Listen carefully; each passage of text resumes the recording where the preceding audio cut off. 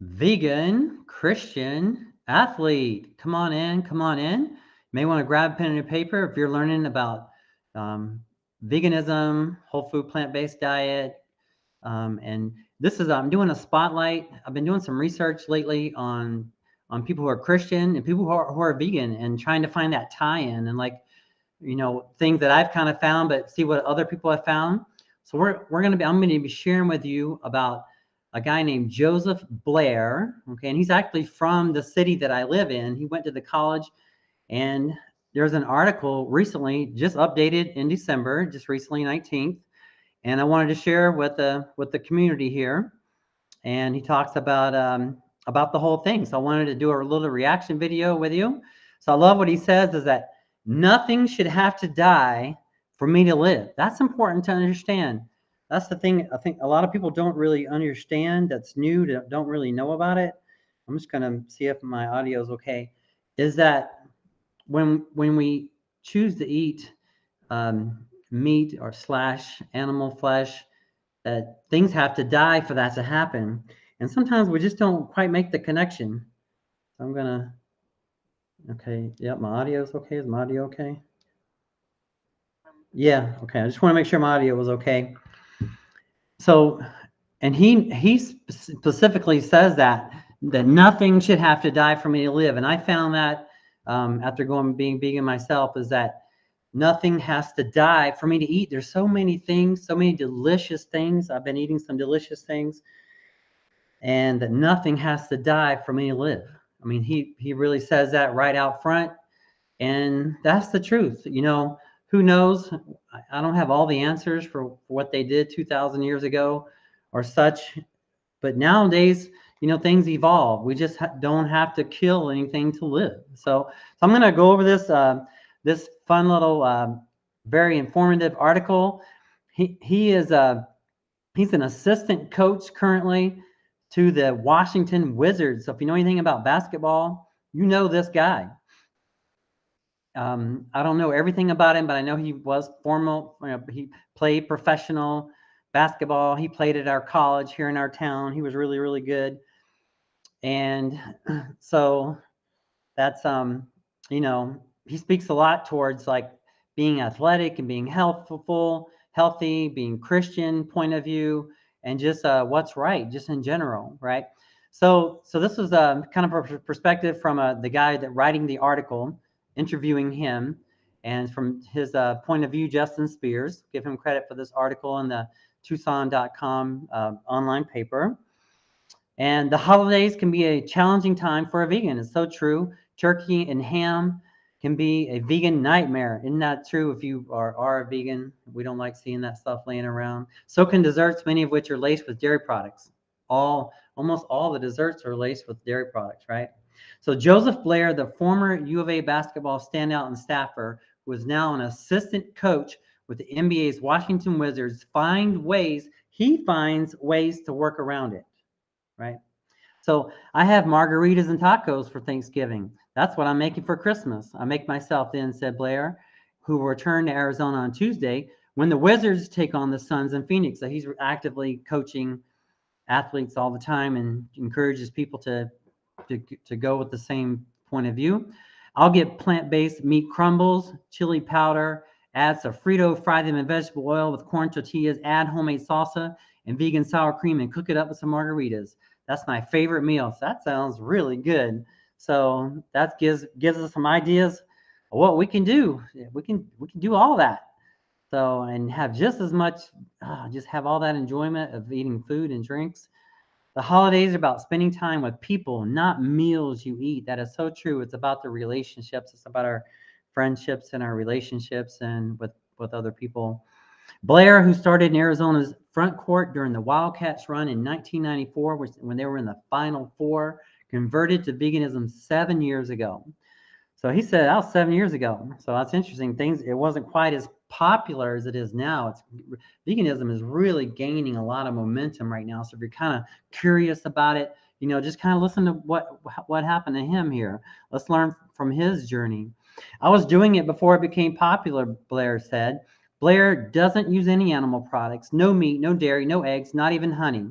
No animal on the planet takes milk from another animal but us. No animal takes milk after infancy but us, Blair said. There's no giraffe drinking gorilla milk. There's no gorilla drinking goat milk. If you think that the strongest mammal alive, it's an elephant. The one that's like us is strong is the gorilla. If you told me I want to be strong as a gorilla, so I'm going to drink gorilla milk, well, that's still pretty sick and nasty, but that makes sense. Think about that. I wouldn't want to drink any gorilla milk, and so you probably don't. You probably don't either. So, interesting point of view. Interesting point of view.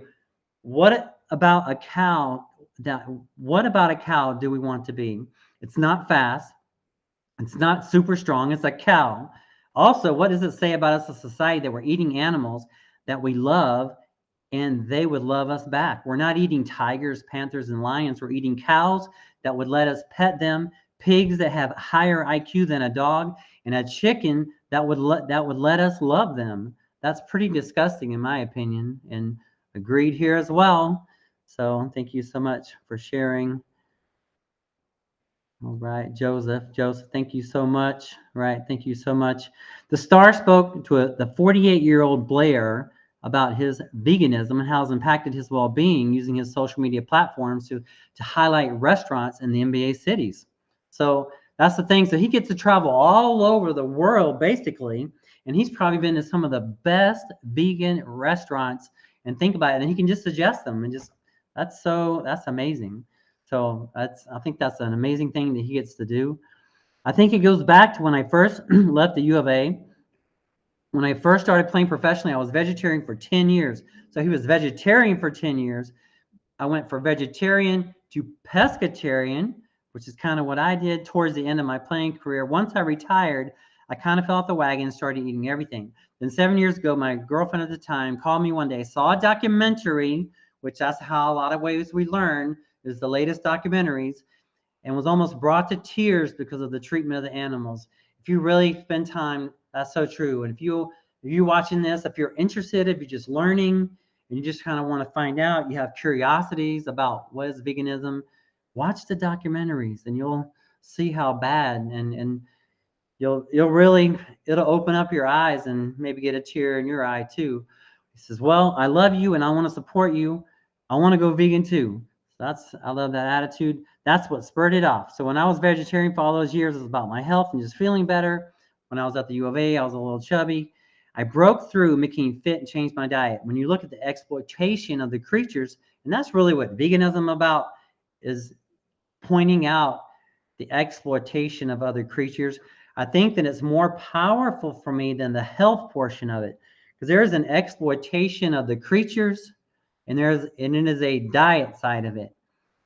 But the real veganism side of it is about the exploitation of the creatures. It's so, once you see how much exploitation is currently going on, and that's hidden because of laws, they hide a lot of video footage. You don't get trips to the slaughterhouses. Why? You would go to an apple orchard and pick out apples, right? That's a common thing. But when's the last time you thought about maybe going to a slaughterhouse and just picking out your fresh meat from a slaughterhouse and touring the slaughterhouse factory? Do you want to tour it and see how they slaughter everything and kill them from alive to slaughter? It's a different mindset, but they have laws that cover up that kind of stuff. But if you dig into it, you'll see it. And then that's the thing. And you can make that connection. We want to help you make that connection. That's what spurred it off. He said he saw those video footages. And then he says, you can argue with me about what's good or bad for you, but I think we can all agree that nothing should have to die for me to live. That's how I live now. Conscious living and knowing that I'm not causing death is something that I'm proud of. I love how he says that. Conscious living and knowing that I'm not causing death is something that I'm proud of. I love how he says that like that. Conscious living and knowing that I'm not causing death is something that I'm proud of. That's something to be proud of. Before you converted to veganism, what was your go-to source of meat or protein? Interesting. I don't really care. But was it easy to go vegan? I was pretty cold turkey. It's kind of funny he says that. I started to throw away food because I started to look into this food, where it was coming from. I was grossed out and felt like I had been bamboozled and tricked in associating where from the food on my plate came from. It's so true. You don't really understand how the food process works, particularly behind the meat and dairy industry. Not only that, but the type of crap they're putting in the animals. So they're feeding animals certain things, and then people are eating the animals. And so it's a vicious cycle. I'm by no means saying that we don't put pesticides in vegetables too, which they do, but I think he probably tries to go organic, like almost everybody that can do the best they can to go organic. But when you add in the cruelty factor, I couldn't bring myself to feel right about anything I wasn't tasting the flavor of. I was tasting death. So anytime he would eat an animal product or see that, he just feels like he was eating death, right? And I totally get it. That's how I would feel too. I just, death. And there they are right there talking. Got the microphone. All right. And then have you educated curious NBA players about veganism? I take my veganism how I take my religion. That's why I connected with Joseph on Instagram. He said he's a believer, he's Christian, and so he's very serious about it, but he doesn't put it in your face. But if you ask me about it, you better be ready to listen. That's the thing. So I love that approach. I take my veganism how I take my religion. I'm not going to constantly throw it in your face, but if you ask me about it, you better be ready to listen. That's very cool. I won't say it all. I won't say it all. Then they can go out and go, wait, you're vegan? Yep. How long? 7 years. You start asking about it. Sometimes people are curious. They're absolutely shocked. They always ask me, where do you get your protein? Do I look protein deficient? Vegans are supposed to look unhealthy, super skinny, and not athletic. But here I'm 6'10", 255 pounds, and healthier than a lot of guys who played on my teams. I'm still in better shape than a lot of guys who are younger than me. I have good conversations all the time, and they're open to hear it and want to try it. I want to have some impact. One vegan meal saves so much water and lives more than people actually imagine. That's so powerful.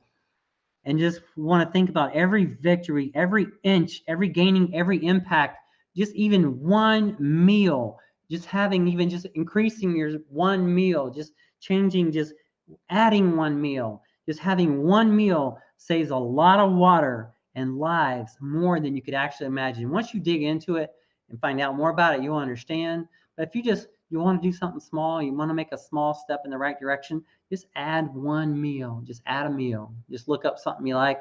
Go to a favorite if you live in Tucson, I highlighted a vegan deli shop that I found just right down the road from my house. Support something local. Go to a vegan restaurant or something. Just add one meal to your whole routine. That's one thing you can do, right? That's one thing you can do. What led you to use your Instagram to feature vegan restaurants in the cities? When I first started, my goal was to push veganism. I can understand that, because once you understand, you want to share with other people so they can make the connection. I wanted to show people the variety of things you eat and how good you can eat. That's so true. I just enjoyed a delicious Philly cheesesteak sandwich that was all vegan from a local restaurant. You can go to nice places, low-key places. There's different varieties of elements. You can go high-end, medium-end, right? One vegan meal makes a difference. If you can do it 1 day a week, 2 days a week, 3 days a week, whatever you can do, I'm doing 100%. But if you just did it one meal, you just try to do the best you can. It takes thousands of gallons of water. It takes thousands of gallons to water the lands of animals that you're eating. That's the thing. There's so much water and food that gets fed to the land animals that people are eating or taking the milk of. There's a lot of water and a lot of food that get grown and fed just to those animals when it could be properly spread to all people there's so many people that don't have water or food, right? Read up on the effects of meat eating on the body and the environment. Just look it up. Go on Google. Look it up. I encourage you to do your own Google researches. Dig into it. Read up on the effects of meat eating on your body and the environment. Look it up on Google. I challenge you to go on Google if you're exploring this for yourself. There he is, stretching out. and just check it out. Do your own research. What is your favorite vegan restaurant? It's hard to say because I've always say there's one of my favorites in every city. When here in LA, I love Crossroads Kitchen. It's an Italian restaurant, but tomorrow I might go to Gracias Madre. It's Mexican. Then another place, Monty's Good Burger. All these are vegan restaurants. It's amazing. There's another place that makes Nashville hot chicken sandwiches I love. It's all about what you're in the mood for. That's the thing. What are you in the mood for? Enjoy what you're in the mood for. But make it a vegan healthy meal. And it tastes so good. They have these mini chimichangas that I go crazy for, and they make it enchilada style. Whenever I'm in Tucson, I go there. So you see what he's doing? He goes to all the best places. How do you think veganism will impact your life in the long term? Health-wise, number one, the fiber cleans out my system, and I feel like I manage my weight quite well. That is so true. There's so much fiber in a plant-based vegan diet. You just can't help but stay lean. It's something that can be taken. It's something, clear conscience, is something that can't be taken from you whatsoever. That's right. Any discipline in your life starts with diet. If you can control your diet, you can control anything else in your life. A lot of truth in that. For me, it's the right way to go. It's deeper than just putting things in your mouth. Sexism, racism, anti-Semitism, all that began with meat eating. It's getting deep, because it was the first time in your life that we're taught something is less in your own life. If I could say, hey, let's cut the head off this chicken, the kids will cry and say, no, don't do that. That's so mean. But we teach them that it's okay and that their life doesn't mean anything. How does that get transferred over? This black life is less than yours. This Jewish life is less than yours. This woman's life is less than yours. It just gets carried over and perpetuated in so many ways. That level of thinking when it comes to being a vegan, in my opinion, you look at things a bit deeper. For me, that's been a blessing. Looking at what I hear him say is, and looking at animals as healing, like as feeling things. I guess, is that the end of it? I guess that's the end of it. So, wow, for lots of reasons right there. So I'm gonna leave it off with that. If you have any comments on this, I'm just looking to find other people that I feel like I can learn something from. Trying to also to connect veganism with spirituality, whether you're Christian, which I am a Christian, Joseph is a Christian, but whether you're a Buddhist or any other type of religion, I feel like veganism can be in with all of it. So just and there's vegans in all of those different religions. So if you're I'm looking, I love learning from it all. And so thank you so much for learning for this. If you have any comments, please let me know. From a health perspective and a spiritual perspective, we can see that nothing has to, and I'll go back to the top here. The headline is that nothing should have to die for me to live. That's the whole point of veganism, animal rights, and that nothing should have to die for me to live. Now we can have anything that we want. It's a different time 2,000 years ago, I feel like. But nothing should have to die for me to live. That's really what I feel like he's saying. And that's what really veganism is saying. So whatever background you come from, if this is the life you want to lead, you can do it, right? So, but just learn about it. Go to Google, look up veganism, look up what does meat do for my body, look up what does dairy do to my body. Look it up, Google search it. Look at about all the people with heart disease and everything. So it's just on many, many levels, veganism is just amazing. And so Joseph is just a great example of one guy who's just living it and just living veganism and being a Christian and advocating for veganism. So way to go, Joseph. Thank you for being someone that's out there putting another person, putting the message out there. Appreciate it. And if you have any comments or suggestions of anybody you would like to see featured inside of a vegan spotlight, we'll spotlight anyone that's being active for the cause. And so, all right, and that's it for now. Appreciate your time and your energy, and we'll see you on the next lesson. And this is Fitness and Finance, so be on the lookout for some finance videos if you're interested.